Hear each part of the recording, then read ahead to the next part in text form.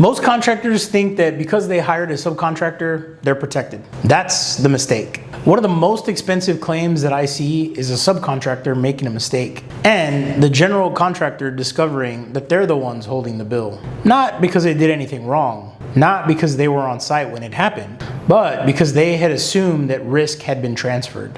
And assumptions don't hold up very well when attorneys get involved. So today I want to walk you through a real world claim scenario that happens across Texas in small businesses every year. A subcontractor causes significant property damage.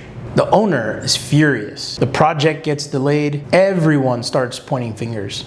And suddenly a claim that should be someone else's problem becomes yours. Let's say you're the general contractor, or you subcontract work to someone else. You've spent months building the relationship with the prime contractor or the project owner. The project is moving along great. Everything is on schedule. Then you hire a subcontractor to perform a portion of the work. Maybe it's roofing, maybe electrical, maybe plumbing, maybe framing. The exact trade doesn't matter. What matters is what happens next. The subcontractor makes a mistake. A water line gets damaged. A roof opening isn't properly protected before a storm. An electrical issue sparks a fire. Something goes wrong, and the property owner sustains significant damage. We're not talking about a minor repair. We're talking tens of thousands of dollars, sometimes hundreds of thousands of dollars. The property owner doesn't care who made the mistake. They know one thing: they hired you, not the subcontractor, you. So, who gets the angry phone calls? You do. Who gets the demand letter? You do. Who gets named in the lawsuit? Usually you. This is where contractors often discover their first problem.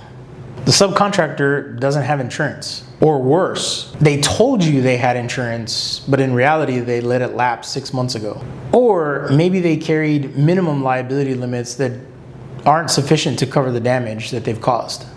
Now what? The subcontractor may not have the financial resources to pay the claim out of pocket. Many small contractors don't just have $50,000 sitting in a bank account somewhere. They don't have $200,000 sitting in a bank account. They don't have $500,000 sitting in a bank account. If they did, most claims wouldn't become disasters. And now everyone starts looking up the chain, toward the general contractor, toward the company with the contract, toward the company with the assets, toward the company with insurance.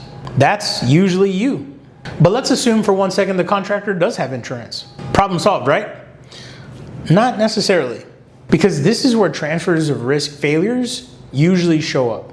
A lot of contractors believe that simply collecting certificates of insurance is enough. It isn't. A certificate of insurance is important, don't get me wrong, but it's not a contract. It's not a guarantee.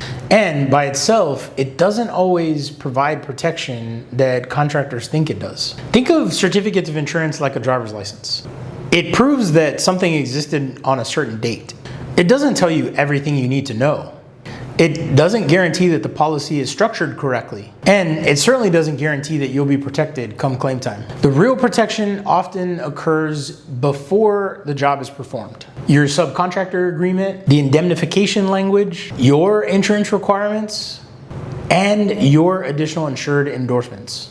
Let's talk about additional insured endorsements for a second, because this is where things get expensive. Many contractors request to be listed as an additional insured on a policy. Some assume that they're automatically covered. Others mistakenly assume that certificates of insurance mean that they are covered. That's not always true. In some situations, the certificate says that you're an additional insured, but the endorsement was never issued, or the endorsement was issued incorrectly, or the endorsement applies in certain circumstances only. The wording doesn't match the contract requirement. Then a claim happens. The insurance company reviews everything, and suddenly there are questions that nobody anticipated. Questions that should have been addressed before the work began. I've seen contractors spend years building a successful business only to discover that their transfer of risk process consisted of collecting certificates and filing them away, never actually reviewing them. No contract review, no verification, no follow-up, no system, just shuffling paperwork. The problem is that paperwork didn't matter much if it doesn't actually transfer the risk. Because when property damage occurs, everyone starts examining the details. Every contract, every endorsement, every insurance requirement, every signature, every date. every document. And if there are gaps, those gaps often become your responsibility. Let's make this practical. Imagine a subcontractor accidentally causes $150,000 of water damage in a commercial building. The owner files a claim, tenants are displaced, business operations are interrupted, repair costs begin climbing. Everyone wants answers.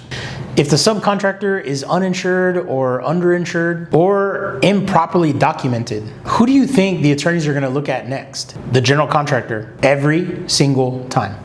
The contractors who navigate this successfully usually have a few things in common. They require current insurance documentation. They use strong subcontractor agreements. They verify additional insured status. They review insurance requirements before work actually starts. And they have a process, not hope. A process. Because hope is not a risk management strategy. It's just a strategy for being surprised later. Before we wrap up, ask yourself these questions. When was the last time you reviewed your subcontractor agreement? How many of your subcontractors carry valid insurance today? Do you verify additional insured endorsements or only collect certificates?